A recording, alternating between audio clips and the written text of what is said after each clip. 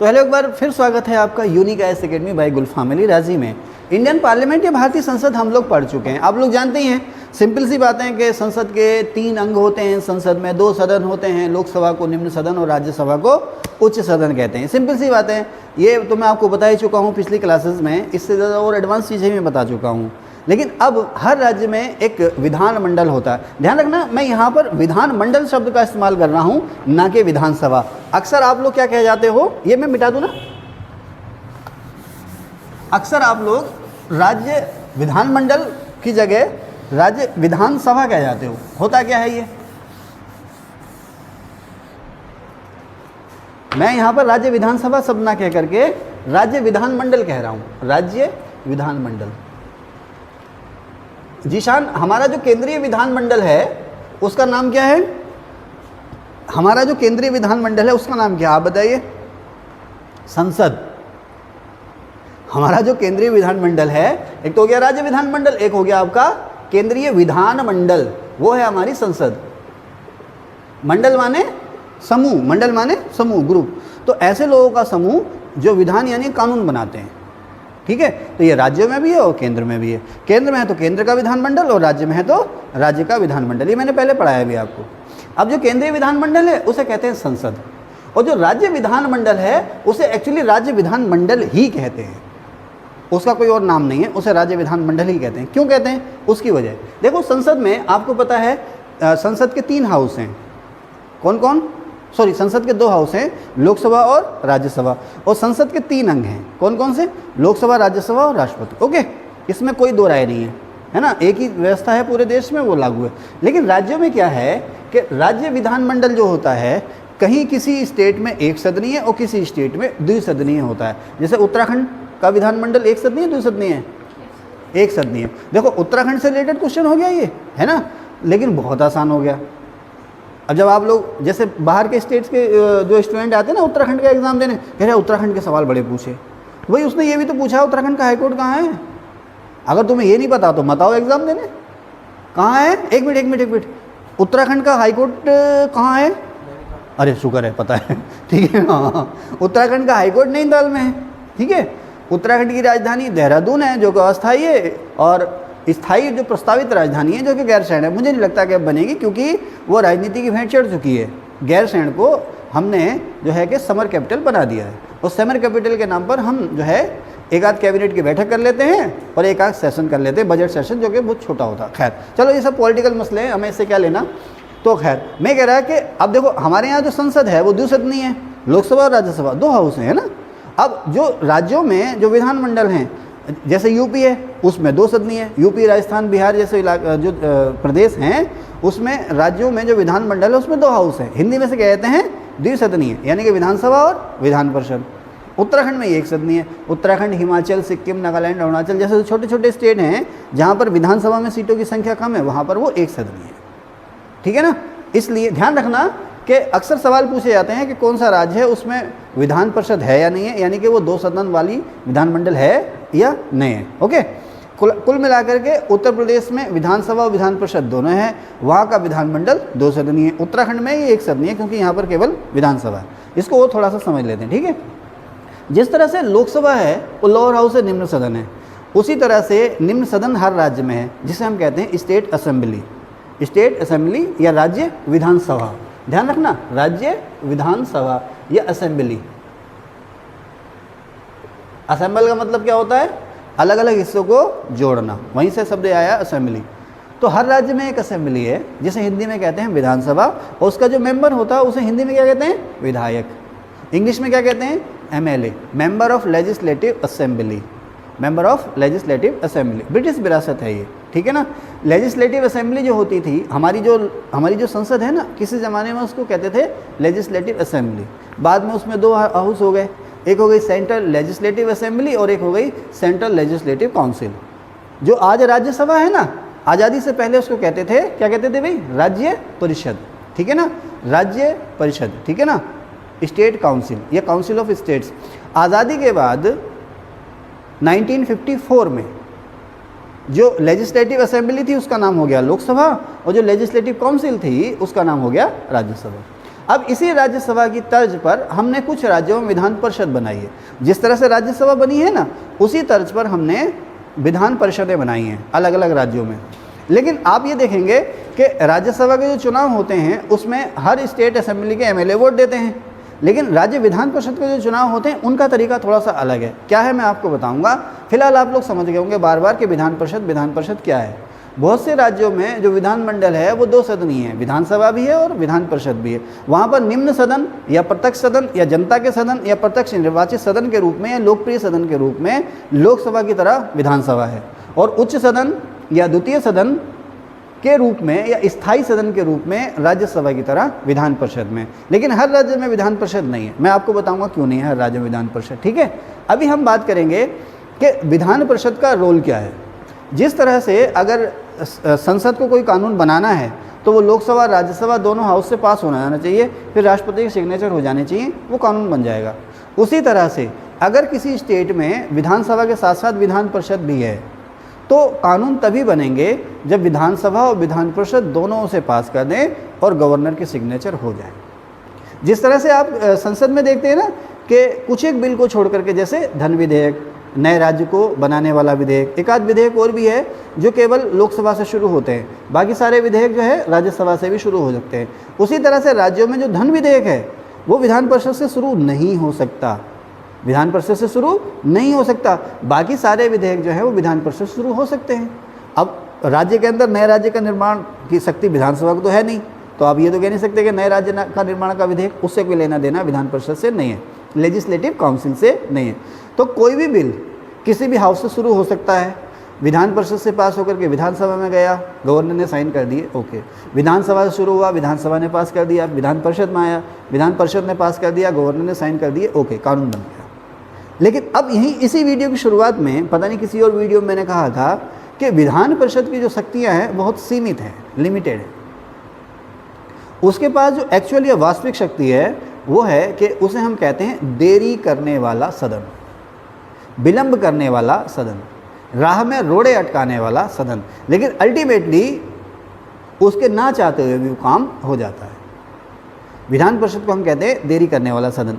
क्यों कहते हैं हम आपको बताते हैं। क्या राज्यसभा को देरी करने वाला सदन कहते हैं? नहीं कहते ना। केवल धन विधेयक के मामले में राज्यसभा की जो भूमिका है केवल सलाहकारी है। समझ गए? एक बार रोकना, इसको सोनू भाई जो है कि व्याख्या करेंगे इसकी, जो मैंने कहा कि केवल धन विधेयक के मामले में राज्यसभा की भूमिका सलाहकारी है। इसको और विस्तार से सोनू भाई बताएंगे। इसको रोक दो एक बार। तो राज्यसभा की जो भूमिका है धन विधेयक के मामले में वो केवल सलाहकारी है। सलाहकारी का मतलब ये है कि धन विधेयक लोकसभा से शुरू होगा, राज्यसभा से शुरू होगा नहीं। वो लोकसभा ने उसको पास कर दिया, राज्यसभा में जाएगा। अब राज्यसभा के पास है 14 दिन का समय। 14 दिन के भीतर या तो वो उसे वैसे ही पास कर दे जैसे लोकसभा ने भेजा है, या फिर उस पर अपने मशवरे कुछ कर दे कि भाई इसमें ये जोड़ दो, ये घटा दो, और मशवरे करके सलाह दे करके लोकसभा के पास आ जाए। अब लोकसभा चाहे तो उन सिफारिशों को माने, चाहे तो ना माने। मान लिया तो भाई हमने तुम्हारा मान रख लिया, ठीक है, उसमें कुछ हेरफेर कर दिया, ठीक है, इसको ऐसे पास कर देते हैं। नहीं माना तो लोकसभा वहाँ पर बाध्य नहीं है आपकी सिफारिशों को मानने के लिए, और 14 दिन के भीतर वो बिल वैसे ही पास हो जाएगा जिस तरह से लोकसभा ने पास किया था। इसलिए राज्यसभा की जो भूमिका है वहाँ पर केवल सलाहकारी है। ठीक है, समझ रहे हैं? इसके अलावा लगभग सभी मामलों में, लगभग नहीं सभी मामलों में, इसके अलावा सभी मामलों में लोकसभा और राज्यसभा में कोई भी अंतर नहीं, सिवाय तब जब ज्वाइंट सेशन होता है। सिवाय तब जब ज्वाइंट सेशन होता है। ज्वाइंट सेशन में भी लोकसभा की संख्या ज़्यादा है, राज्यसभा ही कम है, तो वहाँ पर राज्यसभा 2 दर्जे पर आ जाती है। एक चीज़ और भी है कि सरकार का बनना, सरकार का गिरना, यानी कि निंदा प्रस्ताव, विश्वास प्रस्ताव, अविश्वास प्रस्ताव, सरकार का बहुमत सिद्ध करना, ये सब लोकसभा में ही होता है। लोकसभा में इसलिए होता है क्योंकि वो जनता के द्वारा चुनाव सदन है, तो वहाँ पर राज्यसभा की भूमिका थोड़ी सी सीमित महसूस होती है हमें। लेकिन विधान परिषद के पास ये शक्तियाँ भी नहीं हैं। उसे कहा जाता है केवल देरी करने वाला सदन। अब कैसे कहा जाता है? अपने मुद्दे पर आते हैं। कोई भी लोकसभा से पास हुआ, विधान परिषद के पास आया, विधान परिषद ने उसे पास कर दिया, ओके। विधान परिषद ने लंबे समय तक कोई फैसला नहीं लिया, 3 महीने गुजर गए। मैंने यहाँ लिखा भी है, मैंने मिटा तो नहीं दिया, ज़रूर लिखा होगा कहीं। मैंने यहाँ कहीं लिखा नहीं, हाँ कहीं लिखा होगा। अगर मुझे नहीं लगता कि शायद मैंने कहीं लिखा है। और अब इसमें से ढूंढना ऐसा है जैसे कि भूसे के ढेर में से सुई ढूंढना, तो मुझे याद है मैं वैसे ही बता देता हूँ आपको, ठीक है। तो कहीं लिखा है? कहाँ पर है बेटा? नीचे से किधर है? अच्छा ये है विधान परिषद के अधिकार, मैंने ये लिखा है, ठीक है ना। 3 माह वह है 1 माह, ठीक है। विधानसभा ने विधान परिषद को बिल भेजा, विधान परिषद ने 3 महीने तक कोई फैसला नहीं लिया तो वो बिल वो वैसे ही पास हो जाएगा जैसे विधानसभा ने पास किया था, ठीक है। 3 महीने गुजर गए, वो बिल वैसे ही पास हो जाएगा जैसे विधानसभा ने पास किया था, नंबर 1 बात, ठीक है। 3 महीने के भीतर विधान परिषद ने उस बिल पर अपनी कुछ सिफारिशें की और विधानसभा को लौटा दिया, ओके। विधानसभा को लौटा दिया कितने महीने के भीतर? 3 महीने के भीतर। अब विधानसभा की मर्जी है, वो चाहे तो उन सिफारिशों को माने, सभी सिफारिशों को मान ले, कुछ सिफारिशों को माने, कुछ को ना माने, ठीक है साहब, या किसी सिफारिश को ना माने। लेकिन ऐसा नहीं है कि उसे विधान परिषद को लौटाना नहीं पड़ेगा। एक बार विधानसभा से बिल विधान परिषद में गया, विधान परिषद ने उस बिल को विधानसभा के लिए लौटा दिया कुछ सलाह मशवरे के साथ। तो अब प्रोसेस जो है वो ये है कि विधानसभा से वो बिल फिर से जाएगा विधान परिषद में, विधानसभा से वो बिल फिर से विधान परिषद में जाएगा, चाहे वो विधान परिषद की सलाह माने या ना माने, उससे कोई लेना देना नहीं है, ठीक है। अब वो बिल जब विधान परिषद के पास आ गया तो अब विधान परिषद उसे अधिकतम 1 माह तक अपने पास रोक सकती है। 1 महीने के भीतर वो फैसला ले, विधानसभा की सलाह माने या ना माने, 1 महीने के भीतर। अगर 1 महीने के भीतर उसने सलाह नहीं मानी, फैसला नहीं किया, विधान परिषद ने उस बिल को पास नहीं किया, तो वो वैसे ही पास हो जाएगा जैसे विधानसभा ने पास किया था, ठीक है साहब। तो विधान परिषद किसी भी बिल को अपने पास अधिकतम पहली बार 3 महीना और दूसरी बार 1 महीना रोक सकती है। इसके अलावा विधानसभा जो चाहेगी वैसा ही होगा। तो इसलिए हम कहते हैं कि वो कुछ समय के लिए बिल को पेंडिंग कर सकती है या देरी कर सकती है। जैसे भाई नया चुनाव होने वाला है, नया चुनाव होने वाला है, अब जो है राज्य सरकार विधानसभा के माध्यम से कई सारे अचानक क्रांतिकारी फैसले लेने लगी, है ना भाई, नया चुनाव होने वाला है, चुनाव में लोकप्रियता भी तो बड़ी चीज़ है ना। अब विधानसभा के माध्यम से अनेक क्रांतिकारी नए नए फैसले लेने लगी। विधान परिषद को लगा यार ये कानून बन गए तो कैसे होगा, खजाना है या नहीं इतना, या तमाम तरह की दिक्कतें हो सकती हैं ना। तो विधान परिषद अब उस बिल को लटकाने लगती है, क्या कि यार नया चुनाव हो जाएगा, विधानसभा भंग हो जाएगी। अब जब नई सरकार आएगी, भले ही ये सरकार आ जाए, नई सरकार आ जाएगी, जैसा होगा वैसा देखा जाएगा, समझ रहे ना। तो उसको हम विधान परिषद को कहते हैं हम देरी करने वाला सदन। बाकी वही चीज़ें वही है, अगर विधानसभा से कोई बिल शुरू हुआ है और विधानसभा में ही पेंडिंग है, विधानसभा से कोई बिल शुरू हुआ है, विधानसभा में ही पेंडिंग है और विधानसभा भंग हो जाती है तो बिल वो खत्म हो जाएगा। जिस तरह से मैंने आपको बताया था ना लोकसभा राज्यसभा में, लोकसभा के भंग होने पर किसी बिल के अस्तित्व पर क्या असर पड़ेगा, किसी बिल, ऐसा बिल जो संसद में पेंडिंग है, ठीक है ना, उस पर क्या असर पड़ेगा, जो चीज़ें मैंने वहाँ बताई थी वही चीज़ें यहाँ पर भी हैं, ठीक है। विधान परिषद, अब थोड़ा इनका चुनाव भी डिफरेंट है। अब मैं आपको ये बताऊं कि हर राज्य में विधान परिषद क्यों नहीं है, हर राज्य में विधान परिषद क्यों नहीं है। मैं बोलते बोलते थक गया, मैं घूम चाय पीऊँगा, थोड़ा सा रोक लीजिए। तो अब बात यह है कि विधान परिषद कैसे बनती है, क्या कायदे कानून हैं कि कहाँ विधान परिषद हो, किस स्टेट में विधान परिषद होगी, किस स्टेट में विधान परिषद नहीं होगी। ये सारा का सारा हमारे कॉन्स्टिट्यूशन में स्पष्ट रूप से लिखा हुआ है। देखो आप, हर राज्य में विधान परिषद क्यों नहीं है, यूपी में है लेकिन उत्तराखंड में क्यों नहीं है, उसका आंसर आपको यहाँ से मिलेगा। सबसे पहली बात, आर्टिकल 169, आर्टिकल 169, इसको रट लेना बेटा। इसमें लिखा है विधानसभा के विशेष बहुमत से पारित प्रस्ताव पर संसद विधान परिषद को बना भी सकती है और ख़त्म भी कर सकती है। हिंदी में बनाने के लिए शब्द आया है सृजन और ख़त्म करने के लिए शब्द आया उत्साधन। आर्टिकल 169 है, मुझे रटा हुआ है कि किसी भी राज्य में विधानसभा के द्वारा विशेष बहुमत से पारित प्रस्ताव के आधार पर संसद किसी राज्य में विधानसभा को बना भी सकती है, यानी कि उसका सृजन कर सकती है, क्रिएशन, और उसको उत्साधन यानी कि उसको समाप्त भी कर सकती है, यानी कि एबॉलिश कर सकती है, ठीक है ना। अब यहाँ पर देखो आप, किसी भी राज्य में विधान परिषद बनने या बनी हुई विधान परिषद को समाप्त करने के बारे में किस आर्टिकल में लिखा हुआ है, 169 में, ठीक है भाई, सिंपल सी बात। यह विधान परिषद का जिक्र किस में है, आर्टिकल 169 में, ठीक है। अब विधान परिषद को बनाने या बनी हुई विधान परिषद को ख़त्म करने की पावर किसके पास है, किसके पास है, अब बताओ। विधानसभा को बनाना या मिटाना, इसकी पावर किसके पास है, हाँ मैंने सुन लिया, हाँ आप बताओ। आप बताओ, आप किसी भी राज्य में विधान, मेरी आंखें सही है ना, आपको देख रहा हूँ, हाँ पार्लियामेंट के पास, अभी तो मैंने बताया, कोई बात नहीं। किसी भी राज्य में विधान परिषद को बनाने या समाप्त करने की पावर जो है केवल संसद के पास है, लेकिन, है ना, आप लोग जो कंफ्यूज हुए इसीलिए हुए, लेकिन इसके लिए पहल किसको करनी होगी, विधानसभा। इसके लिए पहल विधानसभा को करनी है। जैसे होता है ना, उपराष्ट्रपति को कौन हटाएगा? संसद, है ना, उपराष्ट्रपति को कौन हटाएगा? संसद। लेकिन इसके लिए पहल किसको करनी होगी? राज्यसभा को। अगर राज्यसभा ने उपराष्ट्रपति को हटाने के लिए प्रस्ताव पास कर दिया तो इसका मतलब ये नहीं है कि आप जो है उपराष्ट्रपति को हटा दोगे ना, लोकसभा भी उससे सहमत होनी चाहिए, तभी उपराष्ट्रपति हटेंगे, अदरवाइज नहीं हटेंगे। ओके, तो उसी तरह से जैसे अभी पश्चिम बंगाल का मामला है, तो पश्चिम बंगाल विधानसभा ने, अब वहाँ पर तृणमूल कांग्रेस की सरकार है, तो वहाँ पर उनको असेंबली में काफ़ी सीटें मिली हुई है, यानी कि 2/3 बहुमत उनके पास असेंबली में है। ठीक है, तो उन्होंने स्टेट असेंबली ने, पश्चिम बंगाल सरकार में स्टेट असेंबली ने क्या किया, 2/3 बहुमत से प्रस्ताव पास किया। वो प्रस्ताव जो है संसद को यानी केंद्र को भेज दिया कि हमारे यहाँ विधान परिषद बनाई जाए। पश्चिम बंगाल में विधान परिषद अभी है नहीं, उन्होंने कहा कि हमारे यहाँ विधान परिषद बनाई जाए। अब उन्होंने प्रस्ताव पास करके भेज दिया कि हमारे यहाँ विधान परिषद बनाई जाए, तो इसका मतलब ये नहीं कि संसद मजबूर है विधान परिषद बनाने के लिए, ना, संसद चाहेगी तो उस प्रस्ताव पर गौर करेगी, चाहे तो नहीं करेगी। लेकिन अब जब संसद में वो बिल आ गया, ठीक है, संसद ने कहा चलिए भाई इस पर डिस्कशन करते हैं, संसद में वो बिल आ गया। क्या बिल आ गया? फिर से बता दूंगा, शायद आपको क्लियर ना हो, कि किसी भी राज्य में विधान परिषद को बनाने या बनी हुई विधान परिषद को ख़त्म करने के लिए शुरुआत जो करेगी, राज्य की विधानसभा करेगी, उस राज्य की विधानसभा करेगी। इसके लिए वो 2/3 बहुमत से प्रस्ताव पास करेगी, पास करके संसद के पास आएगा। अब संसद में विधान परिषद को बनाने या ख़त्म करने के लिए उसी तरह से कार्रवाई होगी जिस तरह से अन्य कानून बनते हैं, कि वो एक हाउस में जाएगा, एक हाउस से पास होकर के दूसरे हाउस में जाएगा, ठीक है ना। दूसरा हाउस चाहे तो उसे पुनर्विचार के लिए लौटा दे, वगैरह वगैरह। ज्वाइंट सेशन भी हो सकता है, संयुक्त बैठक भी हो सकती है।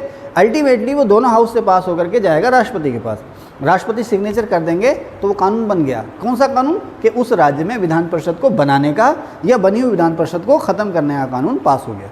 समझ गए आप? ओके, ये काम जो है संसद सामान्य बहुमत से करती है, इसके लिए विशेष बहुमत की ज़रूरत नहीं है। ओके, तो अब यहाँ पर दोनों हैं, विधानसभा ने प्रस्ताव पास कर दिया तो ज़रूरी नहीं है कि संसद उसे मानेगी, ठीक है ना।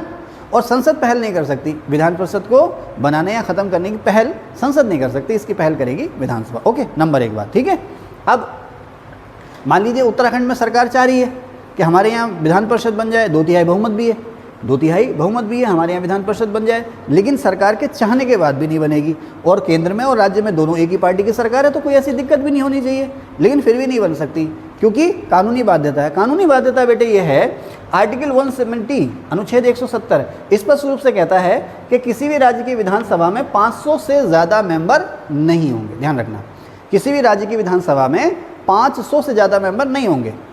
सबसे ज़्यादा एमएलए क्या नाम आपका? क्षमा, आप बताएं, किस राज्य में सबसे ज़्यादा एमएलए हैं? क्षमा बताएंगे, क्षमा है, समा है सुहाना सुहाना। तो समा और क्षमा में अंतर है ना। समा एक तो सासेब वाला समा और एक शासलजम वाला समा, दोनों में अंतर है ना। हाँ चलो खैर, नहीं बताए, क्या पूछा था मैंने? हाँ तुम बताओ। हाँ, भारत में किस राज्य की आबादी सबसे ज़्यादा है? आइए, भारत में किस राज्य की आबादी सबसे ज़्यादा है? तो उत्तर प्रदेश में, जाहिर सी बात है ज़्यादा एमएलए होंगे। आइए, क्या हाल है आपके? और हजरत, ठीक है, बैठो बैठो बैठो। अभी जो लाइव चल रहा है उसके बाद करेंगे खिंचाई ना भाई, मैं भूल जाऊँ तो याद रहा ना। कहाँ थे बेटा? तो सबसे ज़्यादा एमएलए कहाँ पर है? तो उस यूपी में है, ठीक है ना। तुम्हारे जो ध्यान गया वो ध्यान मेरा भी गया, लेकिन तुम मुझ पर ध्यान दो, ठीक है। किस राज्य में एमएलए सबसे ज़्यादा है? 500 एमएलए यूपी में, ठीक है। कहाँ थे? कहाँ थे सबसे ज़्यादा एमएलए? यूपी में। ओके, अब पता नहीं कहाँ थे। अच्छा, अब हम ये कह रहे हैं कि उत्तराखंड में विधान परिषद जो है कि चाहकर भी हम नहीं बना सकते। क्यों नहीं बना सकते? उसके लिए एक लॉ है कि आर्टिकल 171 ये कह रहा है, 170 तो ये कह रहा है कि विधानसभा में कितने ज़्यादा नहीं होंगे, 500 ज़्यादा और 60 से कम नहीं होंगे। 171 ये कह रहा है कि किसी भी राज्य की विधान परिषद में कुल कितने कैंडिडेट हो सकते हैं, कुल कितने सदस्य हो सकते हैं। किसी भी राज्य की विधान परिषद में, हाँ इमरान जी, किसी भी राज्य की विधान परिषद में अधिकतम कितने सदस्य हो सकते हैं? हाँ अधिकतम, चलो कम से कम बता दो। अच्छा, और हाँ, और मैक्सिमम? तो तुमने दोनों बार 1/3 नहीं बोला यार, ठीक है, लेकिन कॉन्सेप्ट क्लियर है, कॉन्सेप्ट क्लियर है। किसी भी राज्य की विधान परिषद में जो मिनिमम मेंबर हो सकते हैं, मिनिमम सदस्य हो सकते हैं, वो हैं 40, 40 से कम नहीं होंगे। किसी भी राज्य में विधान परिषद में 40 से कम सदस्य नहीं होंगे, और अधिकतम कितने हो सकते हैं? मैक्सिमम उस राज्य की विधानसभा के 1/3 तक। अब जैसे यूपी है, अब 403 मेंबर हैं असेंबली में, वहाँ पर हम 400 मान लेते हैं एक बार अपने कैलकुलेशन के लिए। तो 400 का 1/3 कितना हो गया, कोई विद्वान कैलकुलेट करो तो। 400 का 1/3 कितना हो गया भाई, है जल्दी करो, चलो हम कैलकुलेट कर लेते हैं। 400 का 3, 3 एकम 3 और 3 तिया 9, 1 बचा 3 तिया 9, 133, 133, ठीक है साहब। 103, 400 का 1/3, 100 कितना हो गया 33।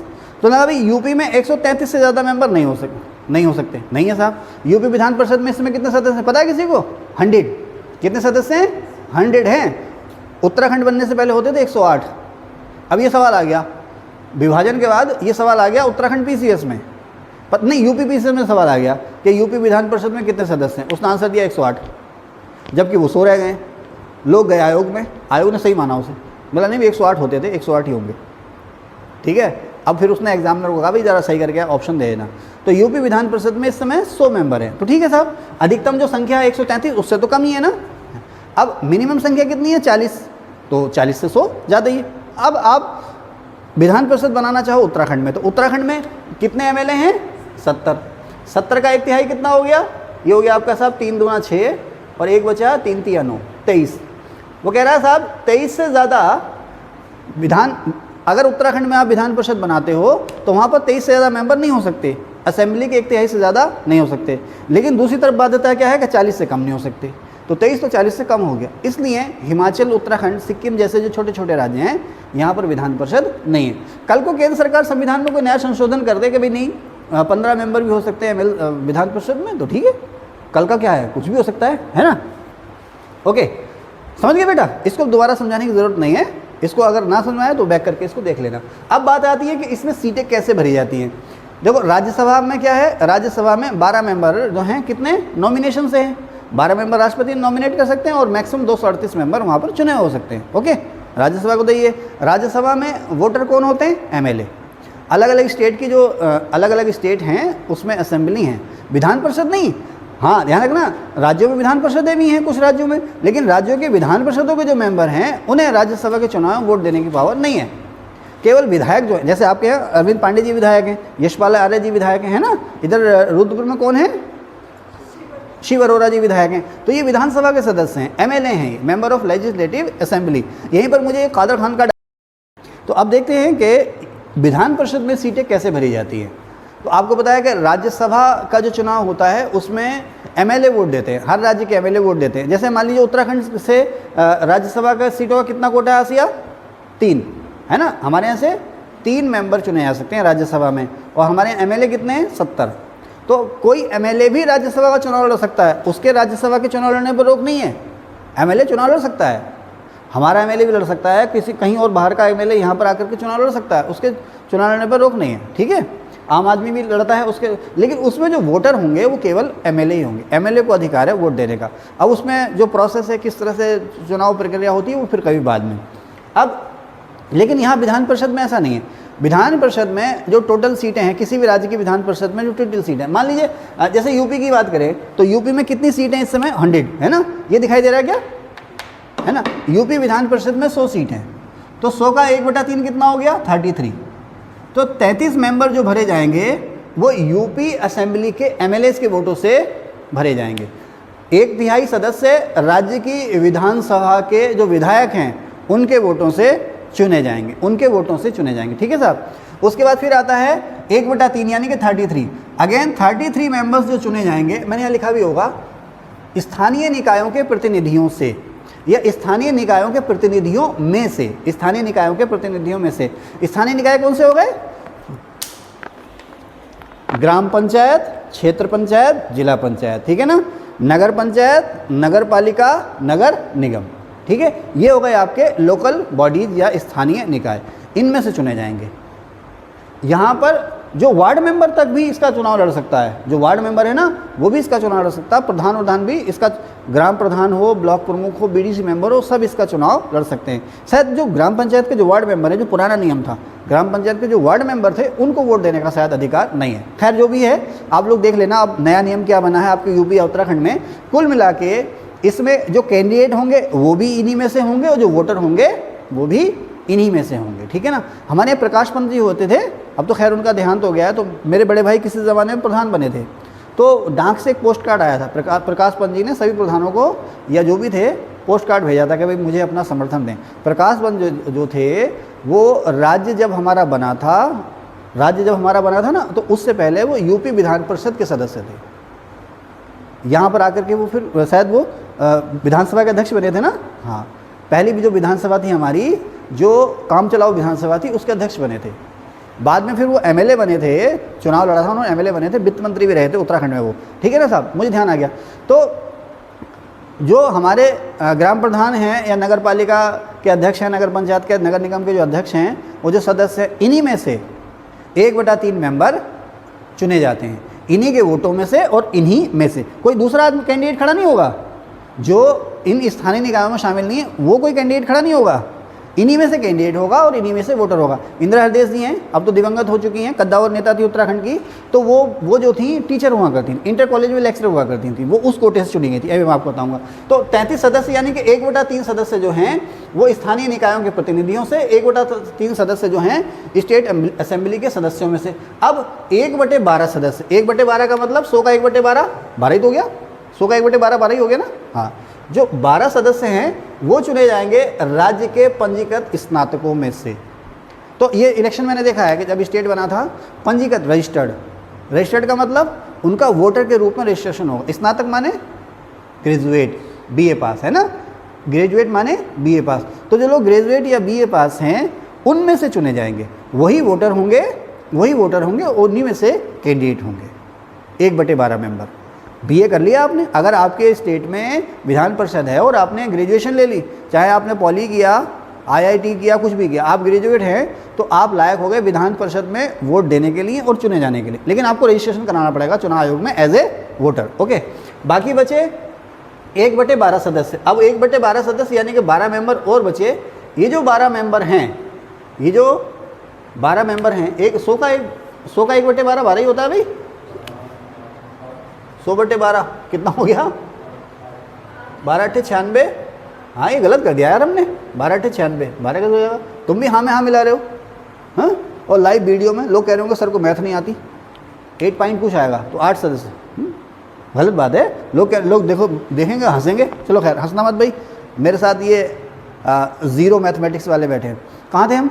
तो अब 1/12 सदस्य जो चुने जाएंगे वो माध्यमिक माने इंटर कॉलेज स्तर के अध्यापकों में से।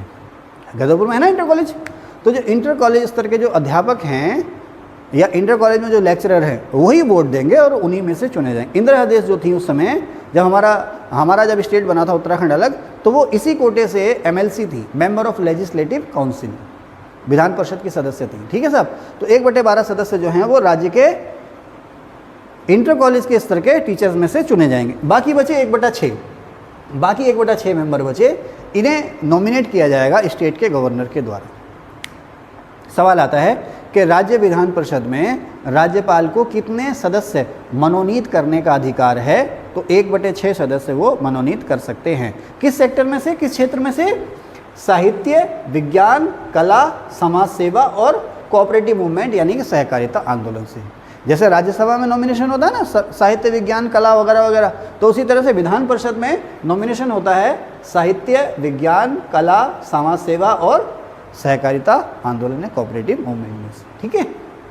अब नेक्स्ट आता है आर्टिकल 172, विधानमंडल का कार्यकाल, है ना। तो विधानसभा कार्यकाल 5 साल और विधान परिषद का कार्यकाल 6 साल, ठीक है। जिस तरह से राज्यसभा स्थायी सदन है, कभी भंग नहीं होता, उसी तरह से विधान परिषद भी कभी भंग नहीं होती। वो 6 साल का इसका कार्यकाल है, हर 2 साल बाद इसके 1/3 मेंबर रिटायर होते हैं, सेम जैसे राज्यसभा, ठीक है। और विधानसभा को जब चाहे भंग किया जा सकता है, ठीक है, राज्यपाल के द्वारा। अब आर्टिकल 173 वो कहता है कि विधानसभा और विधान परिषद में चुनाव लड़ने के लिए उम्र क्या होनी चाहिए, तो एमएलए यानी कि विधानसभा का चुनाव लड़ने के लिए मिनिमम 25 साल और विधान परिषद का चुनाव लड़ने के लिए, सेम राज्यसभा का चुनाव लड़ने के लिए मिनिमम एज 30 साल, ठीक है। आगे चलें। आर्टिकल 174, राज्यपाल को ये अधिकार है कि वो विधानमंडल का सत्र बुला सकते हैं। वही जैसे राष्ट्रपति में आपको बताया मैंने आपको कि विधानमंडल का सत्र कौन बुलाएंगे, राज्यपाल बुलाएंगे, ठीक है ना। अब किन्हीं 2 सत्रों के बीच में 6 माह से ज़्यादा का गैप नहीं हो सकता, ऐसा नहीं एक सवाल आता है ना कि संसद के या विधानसभा के एक साल में कितने सेशन होने चाहिए, तो मिनिमम 2 होने चाहिए, अधिकतम कितने भी हो सकते हैं, मिनिमम 2 होने चाहिए। क्यों? क्योंकि आर्टिकल 174 यहाँ राज्य विधानमंडल के बारे में भी कह रहा है कि 2 सत्रों के बीच में 6 माह से ज़्यादा गैप नहीं होना चाहिए। ठीक है साहब। फिर राज्यपाल को ही अधिकार है विधानसभा के सत्र का 17वां करने का, और राज्यपाल को ही अधिकार है विधानसभा को भंग करने का। किस आर्टिकल में? आर्टिकल 174 में। ठीक है। फिर आर्टिकल 175 का फर्स्ट पार्ट है, जिस तरह से राष्ट्रपति अभिभाषण देते हैं, है ना, किसी एक हाउस में या दोनों हाउस में, उसी तरह से राज्यपाल भी विधानमंडल में अभिभाषण कर सकता है।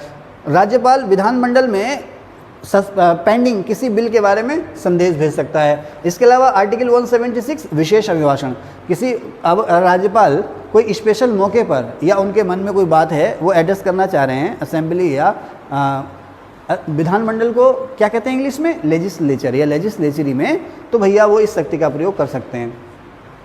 आर्टिकल 177 महाधिवक्ता के विधानमंडल में अधिकार। महाधिवक्ता के विधानमंडल में अधिकार क्या है?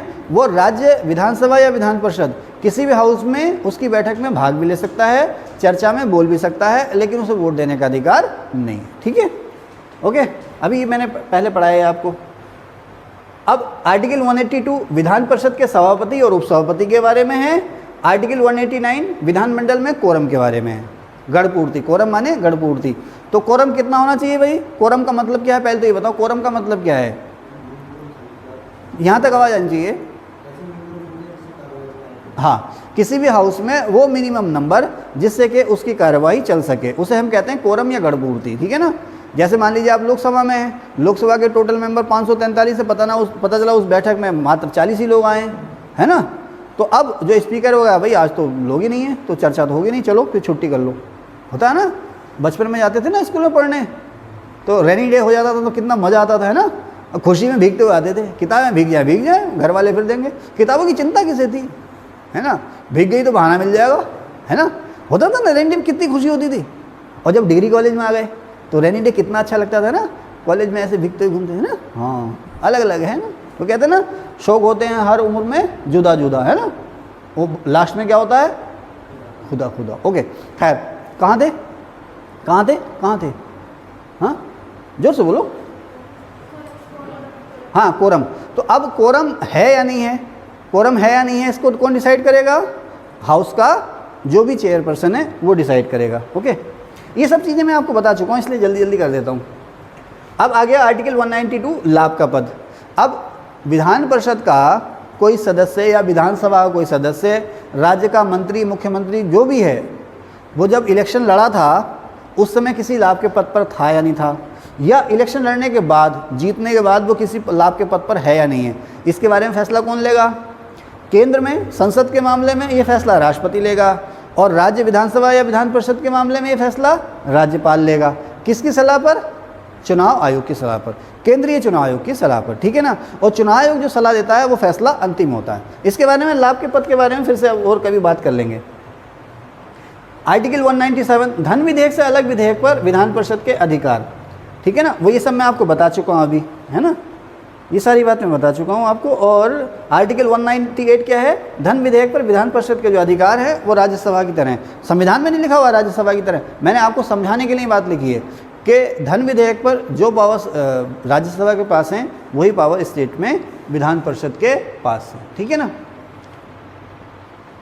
चलिए साहब, अच्छा, इस चीज़ को 2-4 लाइनें रह गई हैं, इन चीज़ों को भी हम इसी सेशन में पूरा कर देते हैं।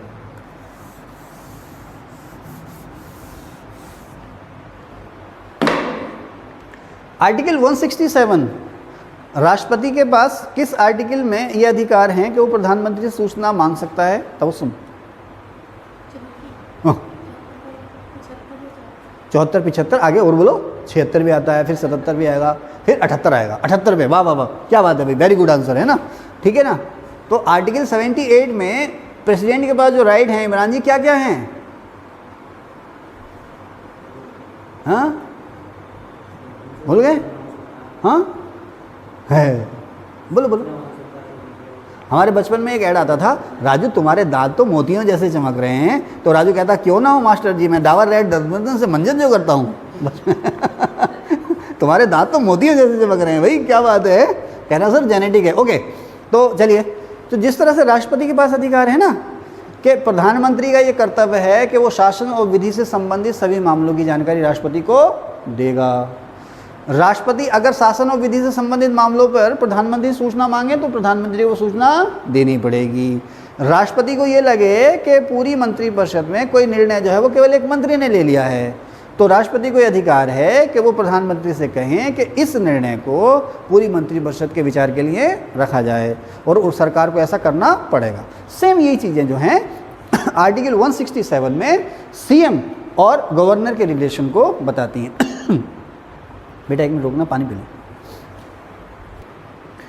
आर्टिकल 167 सीएम से सूचना प्राप्ति आदि के राज्यपाल के अधिकार। तो देखो इन में वही चीज़ें लिखी हुई है। आर्टिकल 161A में क्या कहा गया है कि सीएम का ये दायित्व है कि वो शासन और विधि से जुड़े सभी मसलों की जानकारी राज्यपाल को देगा। 167B में क्या लिखा है कि राज्यपाल अगर सीएम से शासन और विधि के संबंध में कोई भी सूचना मांगे तो सीएम को वो सूचना देनी होगी। ठीक है साहब। 167D में क्या लिखा है, क ख ग भी कह सकते हो आप, उसमें ये लिखा है कि अगर राज्यपाल को ये लगे कि राज्य मंत्रिपरिषद में कोई निर्णय किसी एक ही मंत्री ने लिया है तो राज्यपाल सीएम से ये कह सकते हैं कि इस मामले को या इस फैसले को पूरी मंत्रिपरिषद के विचार के लिए रखा जाए। अगर राज्यपाल ऐसा निर्देश देते हैं तो मंत्रिपरिषद को फैसला, वो डिस्कशन पूरी मंत्रिपरिषद को करना पड़ेगा, बस। ठीक है। आर्टिकल 164(1)A ये जो जुड़ा है 2003 में 91 संशोधन से जुड़ा है।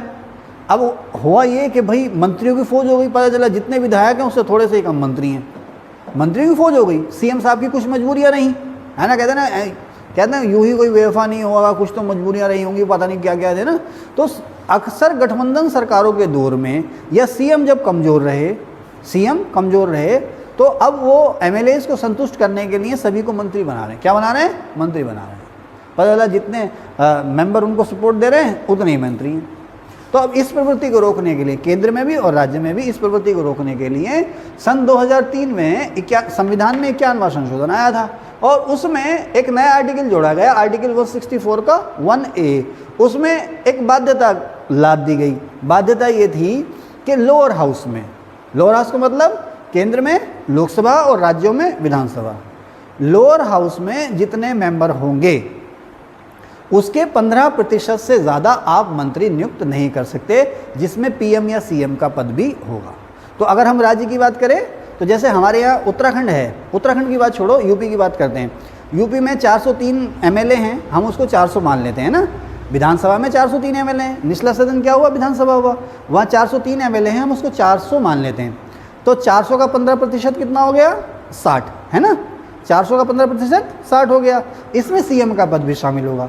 तो सीएम और अन्य मंत्रियों की कुल संख्या सहित वहाँ पर 60 से ज़्यादा मंत्री नहीं हो सकते। ठीक है साहब। अब यहीं पर आप उत्तराखंड में आ जाएं तो यहाँ पर टोटल एमएलए कितने? 70, 15 सत्ते 105, ये हो गया आपका 10.5। ठीक है ना। 10.5 को माना गया 10, जिसमें सीएम भी शामिल होगा। ये बहुत कम हो जाता है। क्या हो जाता है? बहुत कम हो जाता है, क्योंकि बहुत सारे विभाग उनको चलाना भी है। तो ये कहा गया कि जो छोटे राज्य हैं वहाँ पर सीएम और मंत्री सहित कुल 12 से कम मंत्री नहीं होंगे। तो बड़े राज्यों में स्टेट असेंबली के 15% से कम नहीं, और छोटे राज्यों में ये संख्या सीएम सहित 12 से कम नहीं होगी। ठीक है ना। आ जाओ।